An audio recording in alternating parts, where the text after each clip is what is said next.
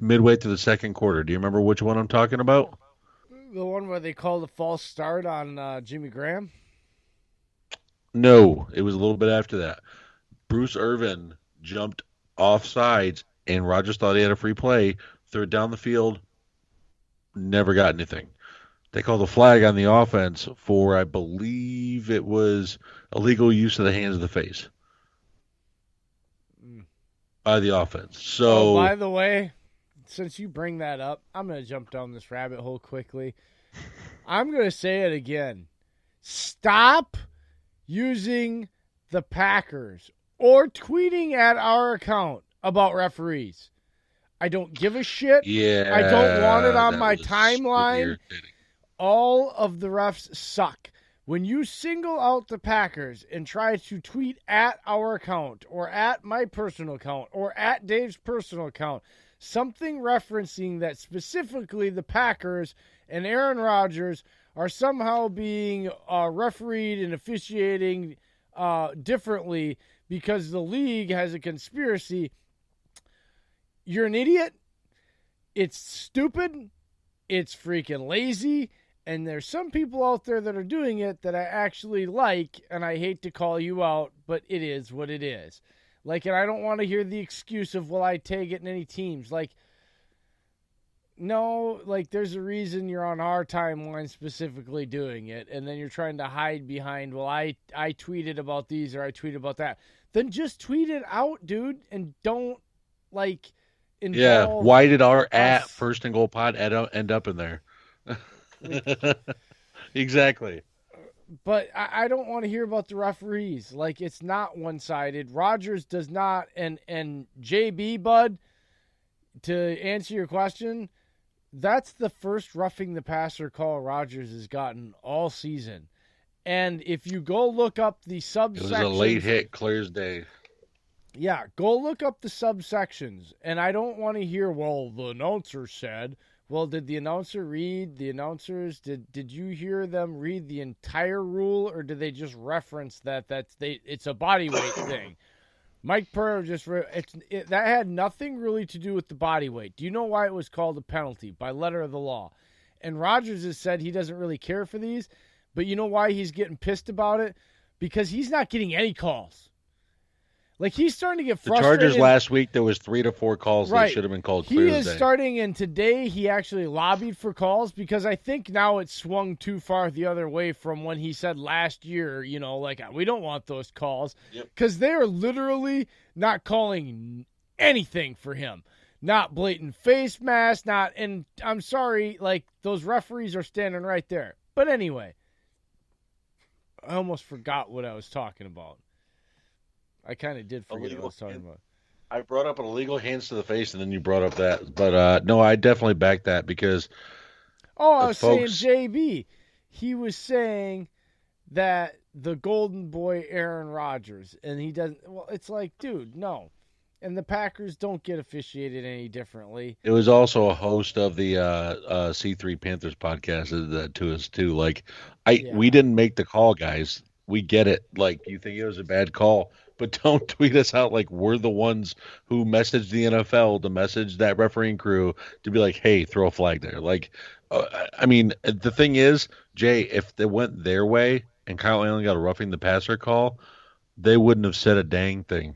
well, that was my point to, like, JB. Like, there's questionable calls in every game. So instead of calling out each individual team, Missed every just time. bitch at the refs. Like, put hashtag refs or like at the NFL at referees PA, like NFL RPA. Like, they actually have an at, dude. Use their at and tell them, like, dude, I'm watching a game and you're terrible right now.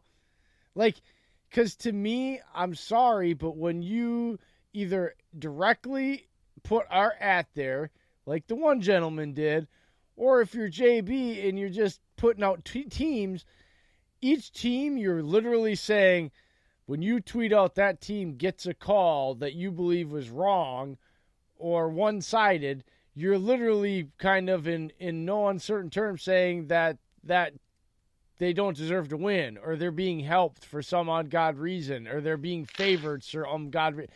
It's not the case. That's my point here with everybody, guys, is that is not the case. Refereeing just sucks. Period. It's freaking terrible. Well, and there's no consistency and there's no rhyme or reason to anything that's going on or any flag that's really being thrown. It's just a shit show, and you just hope, as a Packer fan, I just hope every time the flag's thrown that it's at least some sort of justifiable call one way or the other.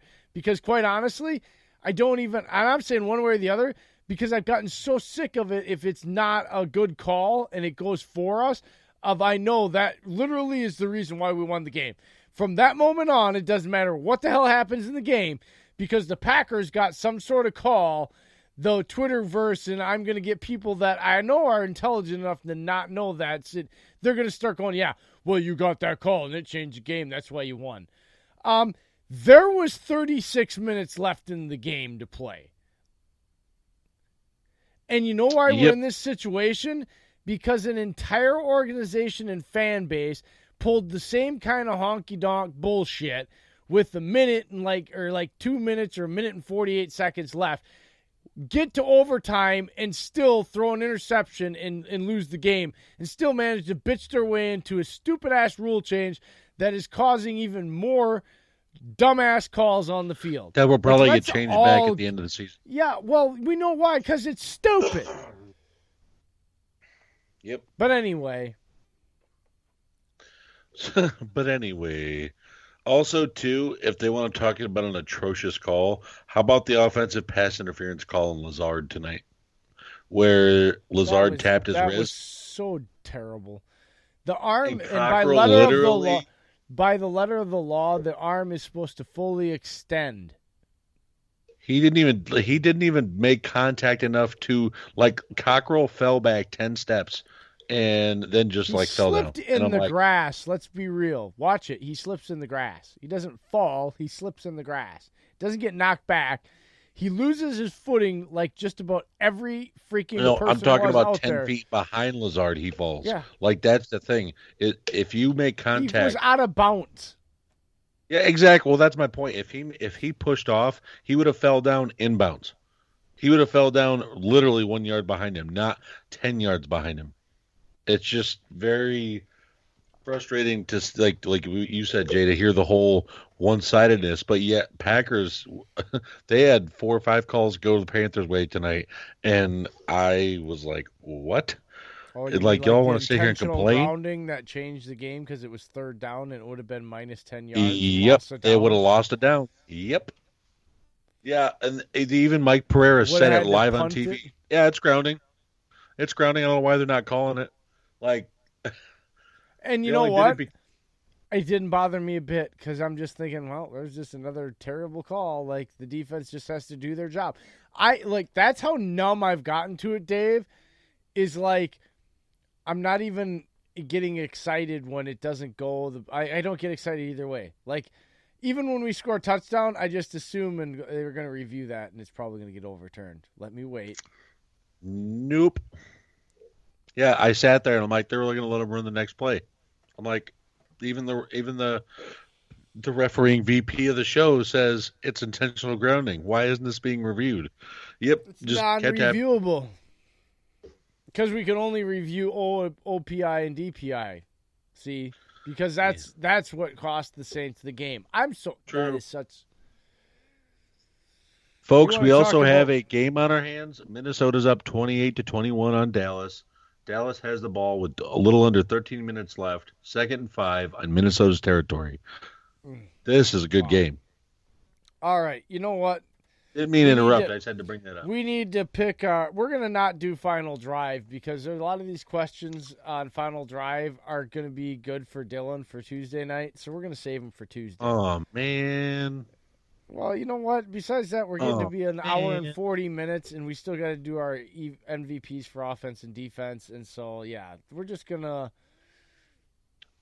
do it like that. We got into a lot of rabbit holes, dude, and I'm trying to keep us at an hour and a half to 2 hour shows. Who are your players of the game for offense and defense, sir? I would have to say my player of the game for offense would definitely have to be Aaron Jones. I mean, it's just, I mean, he had, I'm piggybacking that. Yeah, it was pretty easy. And defense, um, it's actually a two-way tie with a 1B. So I'm gonna say the Smith brothers, but then my 1B would be Clenny Clark because Clenny Clark. Clenny Clark, yeah. Yeah. I'm starting to get tired and I've had too many beers. And that's not because I'm drunk. I've just had a couple of beers and I'm getting tired. Like, it is what it is. Yeah, so that's my mind there. And I mean, they're pretty blatantly obvious. What do So you got? Aaron Jones, player of the game for offense. Aaron Jones. Um, Defense. I'm also gonna. It's a 1A 1B. It's Preston Smith, but the B is his special teams. J.K. Ooh. Scott flipped the game really late for us inside of our the Panthers' own 15-yard line a lot. Like he did a great job on pinning Carolina back in their own territory to make them work and drain more clock And off. I'm Like hitting the J.K. Scott laughing is button right now. undervalued. And that was for all the people out there that said it was a wasted 5th-round draft pick. We should have picked him at the 4th. The way it's going, good lord. I'm just saying. All right. Anything else that we want to get to before we take break and then have our final thoughts and close this puppy out for the night? Yes. How about the fact that the Packers are now the number 2 seed in the NFC playoff bracket right now? So I know teams are not liking the fact that the Saints lost, and Packers now are sitting at a potential bye with home field advantage right now. It would be them and the Niners, right? And after the fact that we just beat Carolina tonight, Saints also lost. That right there has jumped up our playoff percentage chances from 80 to 96, folks. Dude, they're 8-2. Like, at this point, if you're going to be negative or try to find like overly negative stuff, you can be negative nitpicky. You get, be negative. It's just horrible. Well, I had to be nitpicky just to do our negative segments here because it's like at the end of the day, I'm talking about the negative people, I know. Full-on negative people. Dude, are you kidding me? Twitter's already full of stuff already. Like, it's just like, are you serious, dude? Like, literally, can you people like put your phones down for a minute and listen to some rational minds? And then people are like talking, and my old lady's trying to call me while I'm still on air. All right, we're gonna. You know what? Take that break so that way you can go talk to Sarah. Yeah, I gotta make a phone call. Obviously, that was like so rude, so rude. All right, here we go, folks. And if you haven't had enough of our banter tonight, you want to visit NFL Addictions on Facebook.com for all of your NFL banter and debate. It's not a trash talk site, so keep it clean and keep it cordial. That's NFL Addictions on Facebook.com. And if you still have an itch to scratch when you're done with that, you want to visit Raz Addictions on Facebook.com to play their version of the raffle for all kinds of chances at cool prizes. You can even win some cash. Buy a $10 raffle ticket with a chance at $100. That's a chance to win 10 times your money. It don't get any better than that. That's Raz Addictions on Facebook.com for all kinds of cool prizes. Tell them what you've won, Dave. I've won everything from NFL tailgating barbecue sets.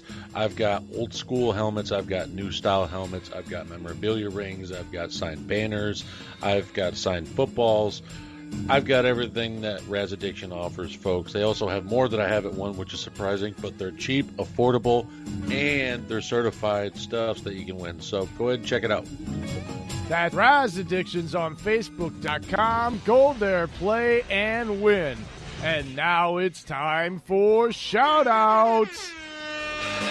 We have at Packers 365 with Ryan Molstad, host of the First and Goal 365 post-game show, covers all things Packers with passion and great insight.